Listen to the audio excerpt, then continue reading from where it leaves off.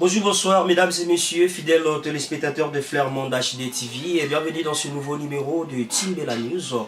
Timbela News, c'est votre magazine d'actualité qui est présenté par votre humble simple serviteur, celui qu'on appelle Daniel Lebika, Daniel, autrement dit les 4x4 de la presse congolaise. Nous on en a fait des choses, nous on en a passé les étapes, même si c'était pas toujours rose, mais quand même on a affronté des réalités que Dieu nous a fait grâce d'être en vie et en bonne santé, surtout en équilibre. Voilà pourquoi nous disons toujours un grand merci à notre Dieu, lui le maître du temps et des circonstances. Pourquoi pas dire aussi un grand merci à cette grande équipe technique qui sont toujours là au Forum Moulé, travailler pour cette grande équipe de Flair Monde HD TV, hein, de Mola Mignonne, ensemble. Derrière la caméra, je vois Hakim. Hier, Hakim Lukesanos, il ne faut pas fiston Mbala. Des bonnes choses à vous. Mesdames et messieurs, au jour d'aujourd'hui, vous comprenez qu'il a accepté d'être notre invité d'aujourd'hui. Il s'appelle Blanchard Mientezolo, du groupe Quartier Latin.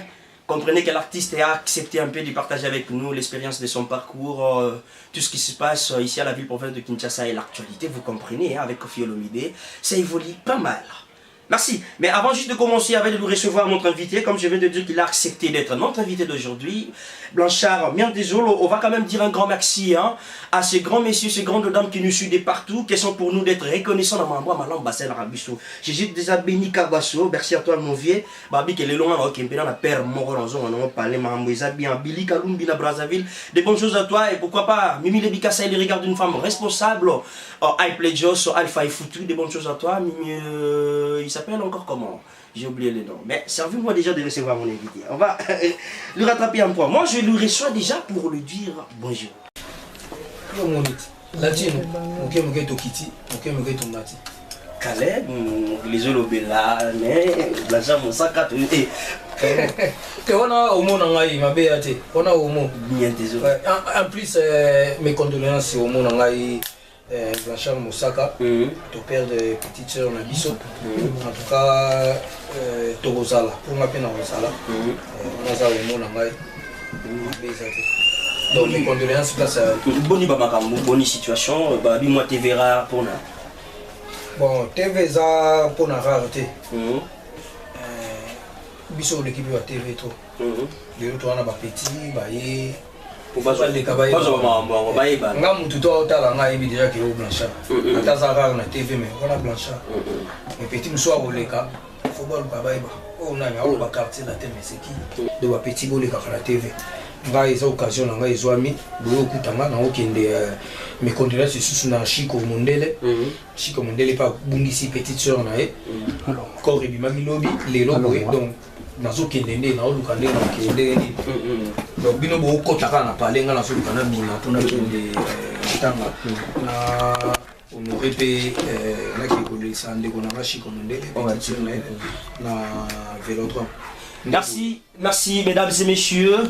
Et là vous avez compris avec mon invité, comme je viens de dire. Et l'ongi au PDG était comme Makala, n'est qu'à tout le bas. Mais ça fait la bataille sur le bano, babotami le lolo que bana pour ça va.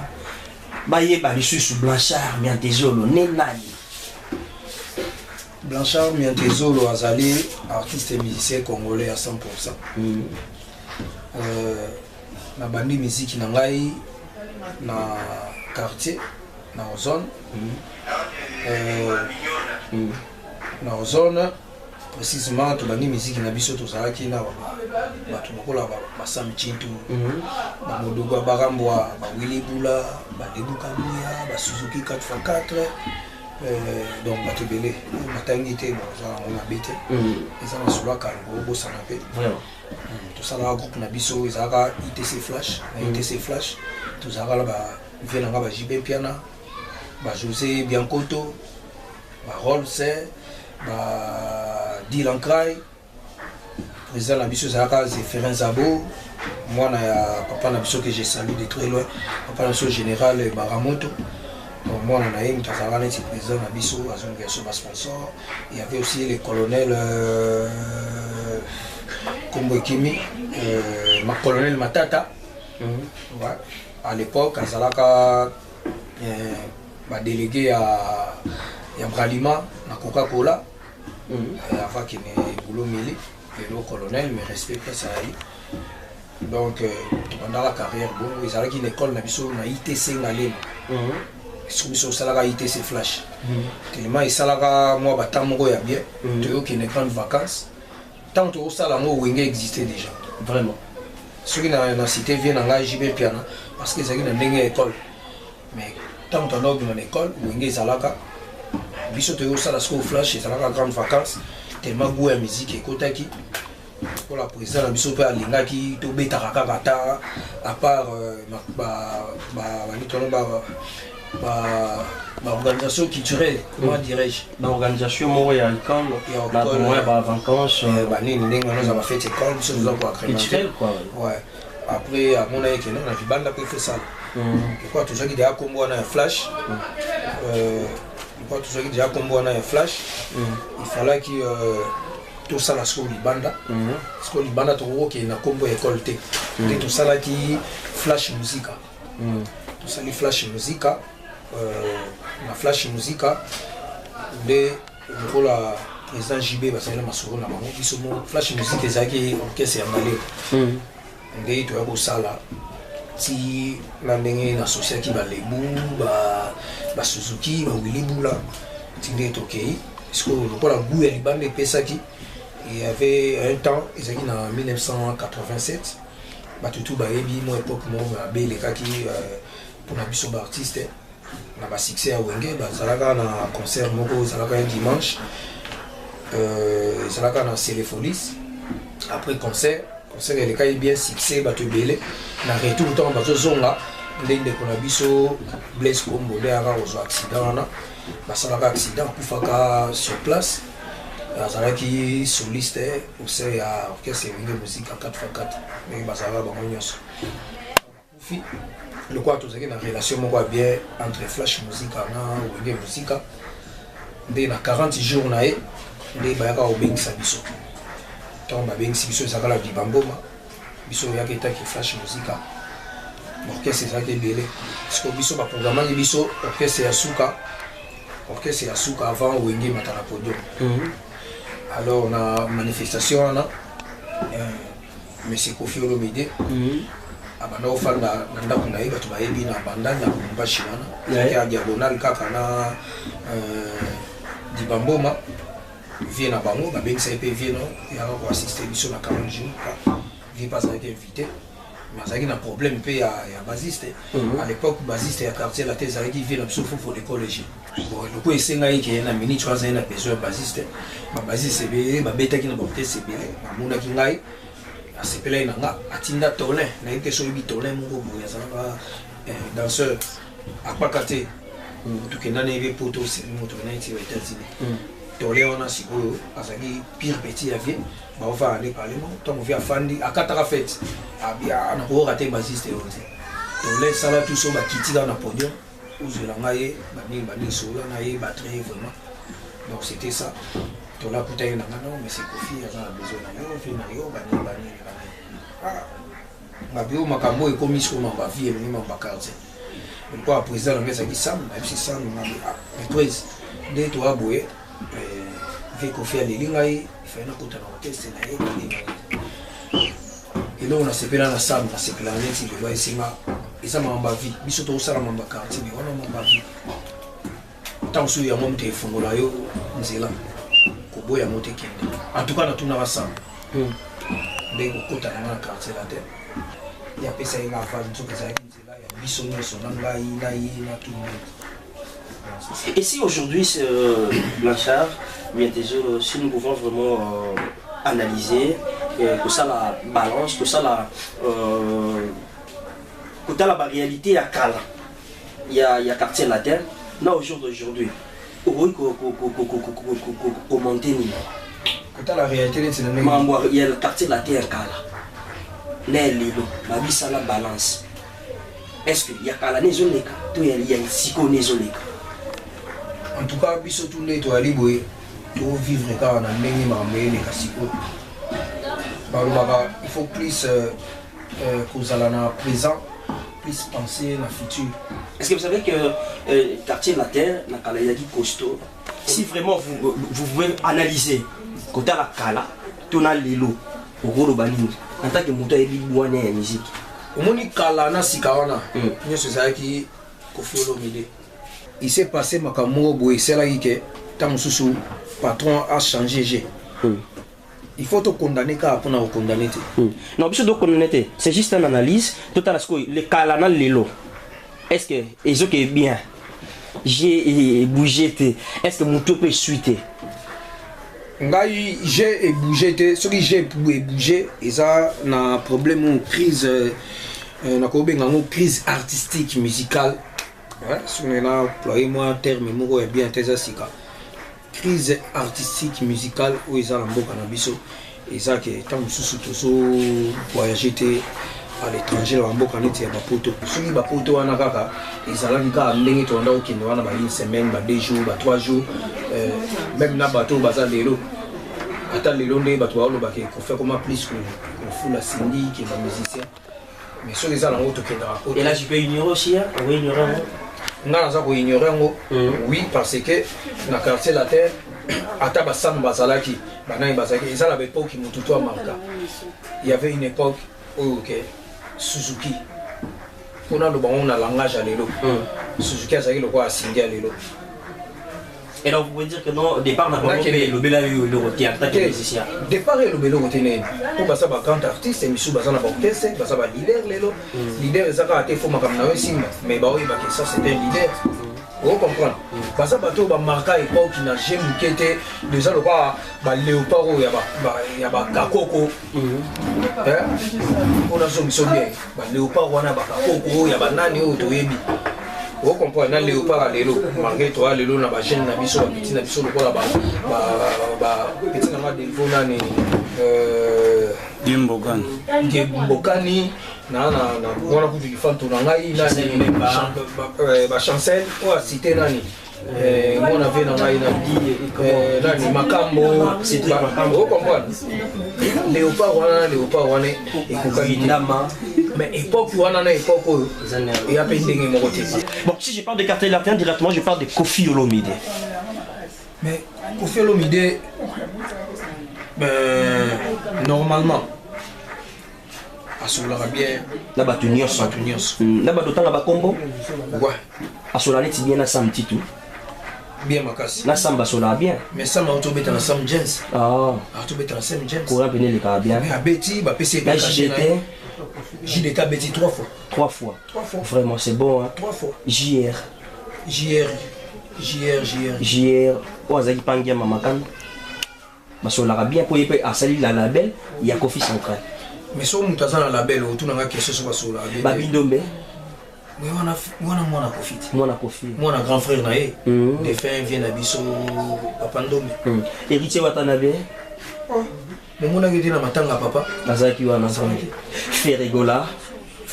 Mon album il était très important. Parce que Aïmba Kana Ferregola. Comment il est arrivé à la carte featuring et la carte clip Ferregola à mon anaté. C'est dit à quoi? Ferregola a aussi la clipité. Il y a une raison personnelle.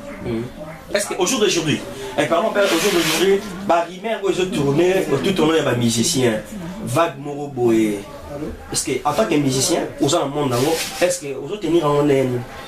Nga lingi surtout ça va conflit, il y a boîte, mais ba vie privée. Tout le monde a boulot.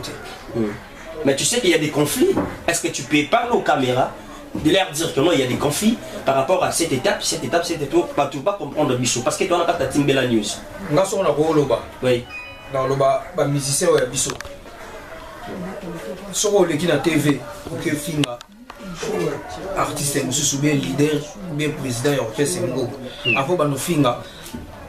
Soki ya solo Koffi mtatinda ko loba ke Koffi mtatinde ngai. Nga na yenge Koffi akotinda mutu te ke finga.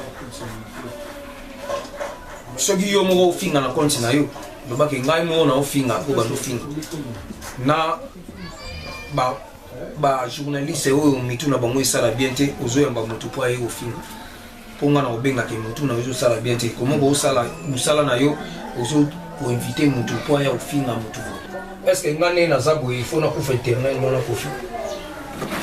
naza misère Kofi parce que arrivé à Chiquito na quartier latin ça lui bien artiste monene ndenge un petit chanteur à danger bon biso yibi était mais mo boye et ça lui bien il faut ça la bien biso za la beso ngane na si fait rigola était ton frère si fait rigola oui ngane na zabwe ndenge na zabwe na kolinga to orchestre monsieur gagner orchestre na choka quartier latin na kolinga te tala non na kota depuis 87 bateau tout autant à combo avant 87 autant à combo on a été na quartier latin sans que ngana exister n'a pas toléré.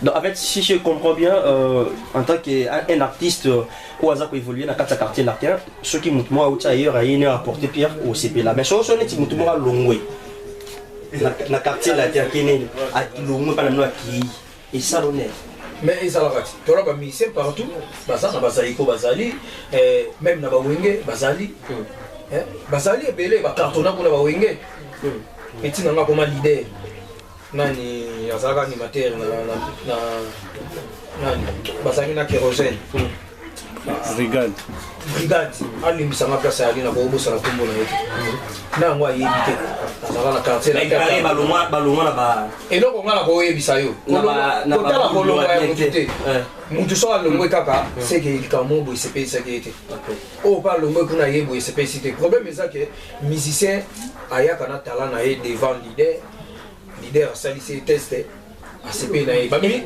pardon baministère mosusu baali bakenda mpe na baorchestre mosusu esimba te make na orchestre mosusu esimbi ozo comprendre puisque na baorchestre nyonso ozwa bawenge babcbg donc baorchestre tout ozomona ozwi tie pa awata balobake na orchestre nanga ndenge naza boye ata musicien moko te aza akutaki na kuku te donc na orchestre tout bato tout baolamente mpo na ta so musicien moko azalaki mpa nanga ke pa mais na orchestre naye aa mpe na musicien moko bo autaki maison mais c'est-à-dire des mots tikili mo azokata bamusicien na chasse lelo azokata me moko mosusu mpe oyo mosusu bauta mpe plan mosusu baye so aza etila ozozo bato bazoya sika quartier latin bazokende mosusu bazokota ndenge esalama mpe na baorchestre mais Rocky Blanchard oza toujours na kati ya quartier moko nokolonga quartier latin nabia nganga boopia ota kisi ya nyonso ça pour pas tu te retrouves dans le quartier latin enfant chéri ya Koffi Olomide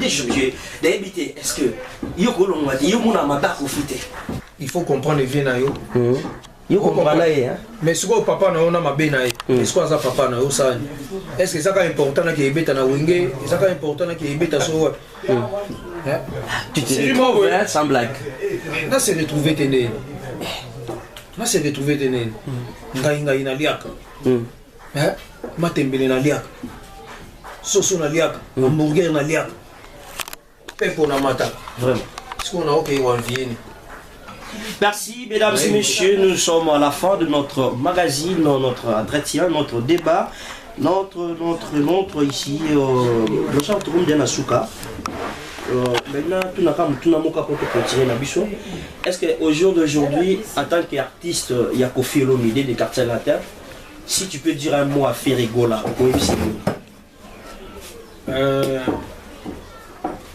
président Ferrigola, aux leader, il n'y a pas un pambaté. Le boy mot au pour n'aboter pas un pam. Ngana ebi ke arme makasi za silence. Ils a parlé au yo pour les gars. Ceux qui vous à la mort en profite de ça dans souvent. Temo boy enfant adoptif. Faut à la table là moi moto ata moi OK. La limite celui papa lobi mabe pa na yo. Il faut yo pe le baka mabe parce que yo pe les lois responsable. Si on a beau peso conseil ils attendent sous bien pour na j'en suis yo pour mon mabe. Mais tingai ato fini ko finga na finga ka jamais un jour. Il faut pas croire que son moto l'équipe les lois fini yo. Et ça qui confirme ta tingi.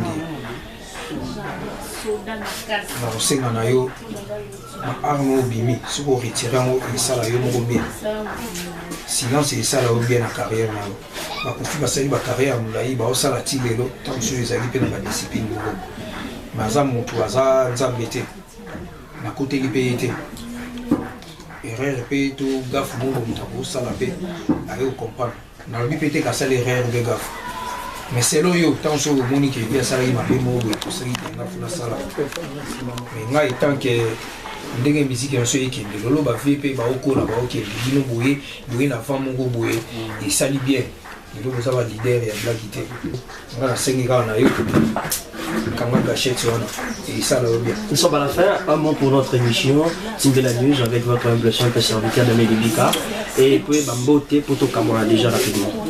Un mot à mon cas c'est Zaliga. Vraiment que nous sommes à PC Mbote beaucoup de parler bonjour. Mais sur un talon écran au PC sous le thé, tant soit au CPLAT. Mais malgré au PC ça battu sur Bambote était ou Azuta et Baka qui n'a PC. Les leaders de la presse congolaise viennent en ensemble et nous mettent une petite vieille quoi. Viwana toujours le monde. Ça va quand nous ça la montée nous malheureusement ça. Mais bien autour ça la na aux ça. Continuer nzambe azobattre na yo kuna ba bien fait na yo. Masa na beni ko baso ye kutu na ko lo batrote parce que on a ba de tous les temps de tous les jours. Et Didiora, on a directeur na biso yemta simbi penza na minute yemta simbi makamino so administration so et Didiora en tout cas place ali continuer quand nous continuer ou bazolo baba loba mais ça n'a pas problème était master na kati ya ba Bundes Léo Sifin à 100 mètres na baki ko lobi makaka lobi manuka ni tito comme on a su donc Léo Sifin à 100 mètres zalaka randengo zalaka les femmes tonanga moi na grand frère nangai vie nangai Jacques Kele donc Bobo Kele na kati ya Luanda donc zalaka en esprit on nous allions ou nous so salaki expliquer ki batonga na bomba kate ba bien fait na bomba kate papa na exaucé beaucoup Mbaya papa na exaucé mobali ya mère Alice Ngoi maman na Priscilla donc maman na Priscilla moi si ya beaucoup Mbaya donc place ali vous allez bien ba mote belé Franca Zali vient ngai donc na kati ya